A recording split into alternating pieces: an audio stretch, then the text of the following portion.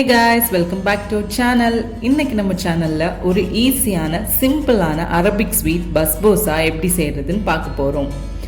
இந்த ஸ்வீட் செய்யறதுக்கு தேவையான இன்கிரீடியன்ட்ஸ் என்னெல்லாம்னு பார்த்துட்டு அதுக்கப்புறமா வீடியோக்குள்ள போலாம். எங்க சேனலை இப்பதான் ஃபர்ஸ்ட் டைம் பார்க்குறீங்கன்னா சப்ஸ்கிரைப் பண்ணி பெல் பட்டன் பிரஸ் பண்ண மறக்காதீங்க.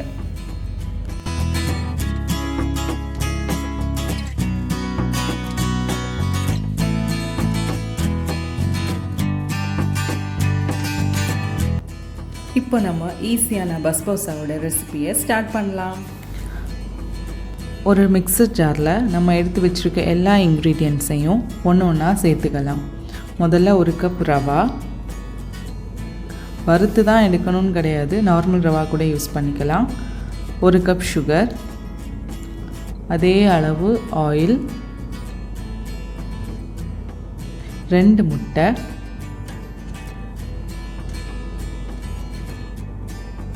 ஒரு கப் கட்டியான தயிர், vanilla essence, 1 teaspoon baking powder, எல்லாத்தையும் நல்ல ஃபைனாக கிரைண்ட் பண்ணி எடுத்துக்கலாம்.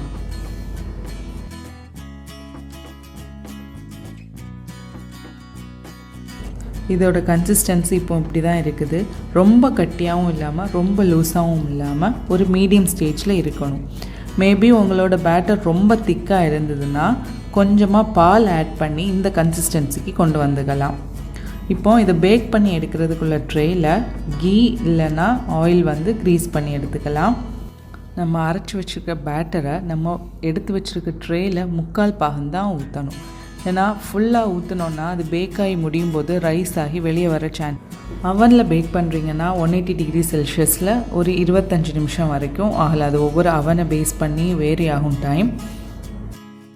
ஸ்டவ் டாப்பில் ஒரு கட்டியான பாத்திரம் வச்சு அதுக்கு மேலே ஒரு ட்ரே வச்சு நம்ம பேக்கிங் ட்ரேயை வச்சு ஒரு 25 மினிட்ஸ் மீடியம் ஃப்ளேமில் குக் பண்ணி எடுக்கலாம்.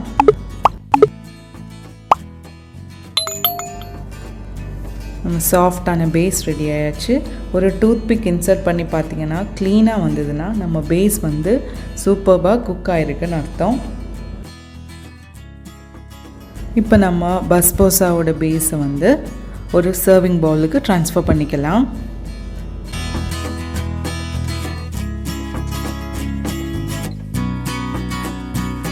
இதோட எட்ஜஸ் எல்லாம் ரொம்ப ப்ரௌன் ஆட்டு கிறிஸ்பியாக, நடுவில் ரொம்ப சாஃப்டாக பஸ்போசா ரெடி ஆயாச்சு.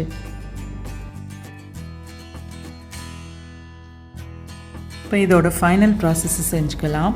இதுக்கு சுகர் சிரப் நம்ம மேலே ஊற்றணும். அதுக்கு எவ்வளோ சுகர் எடுக்கிறீங்களோ அதோட சேம் அமௌண்ட் தண்ணி எடுத்துக்கணும். ஒரு செமி திக் அப்படின்னா ரொம்ப திக் கட்டியாகவும் இல்லாமல் ரொம்ப லூஸாகவும் இல்லாமல் ஒரு திக்கான சுகர் சிரப் ரெடி பண்ணி எடுத்துக்கலாம்.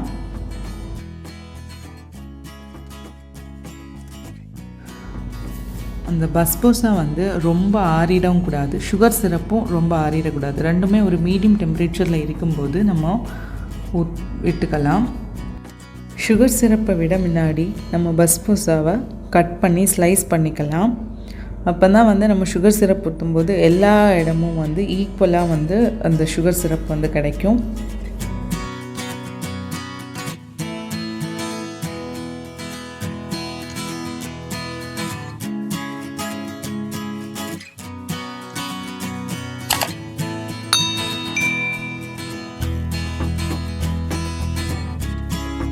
சுகர் சிரப்போட கன்சிஸ்டன்சி பார்த்திங்கன்னா தெரியும். ரொம்ப லூஸாக இல்லாமல் ரொம்ப திக்காகவும் இல்லாமல் அட் சேம் டைம் கிறிஸ்டலைஸ் ஆகிடாமலும் பார்த்துக்கணும். கொஞ்சம் ஒரு திக்கான கன்சிஸ்டன்சியில் விட்டுக்கலாம். சுகர் சிரப் கொஞ்சம் கேப் விட்டு கொஞ்சம் கொஞ்சமாக விட்டுக்கலாம். அப்போ தான் சுகர் சிரப் ஈக்குவலாக எல்லா இடமும் அப்சர்வ் ஆகும். அது அப்சர்வ் ஆக ஆக கொஞ்சம் கொஞ்சமாக ஊற்றி கொடுக்கலாம்.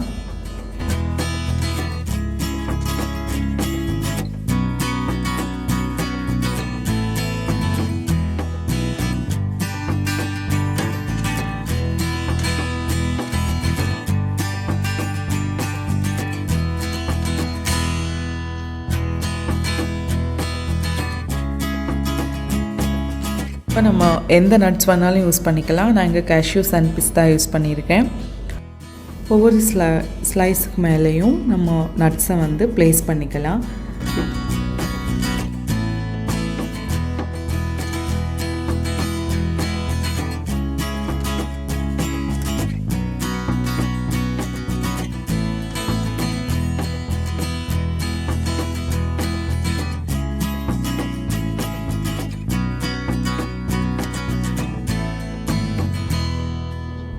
நட்ஸ் வச்சதுக்கு அப்புறமாட்டு கொஞ்சம் கூட சுகர் சிரப் விட்டுக்கலாம். அப்போ தான் அந்த பஸ்போசாவில் வந்து அந்த நட்ஸ் வந்து ஒட்டிக்கும்.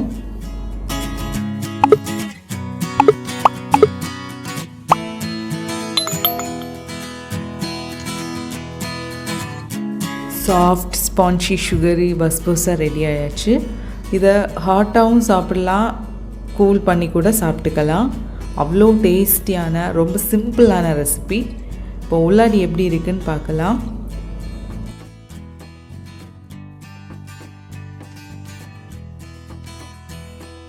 இந்த ஈஸியான ரெசிபி உங்களுக்கு பிடிச்சிருந்தனா கண்டிப்பாக ட்ரை பண்ணி உங்கள் ஃபீட்பேக்கை எங்களோட கமெண்ட் செக்ஷனில் போஸ்ட் பண்ணுங்கள். உங்கள் ஃப்ரெண்ட்ஸ் அண்ட் ஃபேமிலிக்கு கண்டிப்பாக ஷேர் பண்ணுங்கள். இது வரைக்கும் எங்கள் சேனல் சப்ஸ்கிரைப் பண்ணாமல் பார்க்கிங்கன்னா கண்டிப்பாக சப்ஸ்கிரைப் பண்ண மறக்காதீங்க. தேங்க்ஸ் ஃபார் வாட்சிங்.